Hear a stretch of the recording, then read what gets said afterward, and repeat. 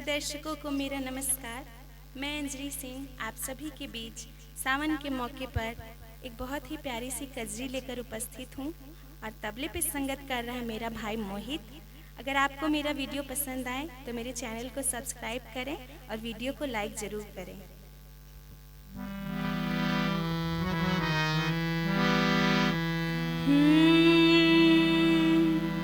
सावन झरी लागिला धीरे धीरे, सावन झरी लागिला धीरे धीरे, सावन झरी लागिला धीरे धीरे, सावन झरी लागिला धीरे धीरे।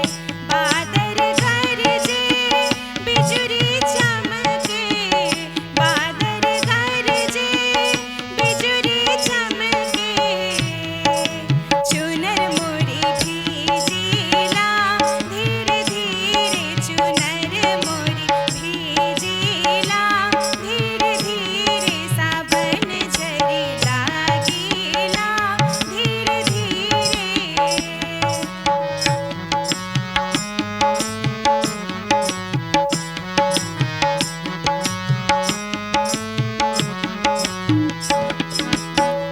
खोलो श्याम तोरी चंदन के बड़िया, खोलो श्याम तोरी चंदन के बड़िया, खोलो श्याम तोरी चंदन के बड़िया, खोलो श्याम तोरी चंदन के बड़िया, खोलो श्याम तोरी चंदन के बड़िया, खोलो श्याम तोरी चंदन के बड़िया।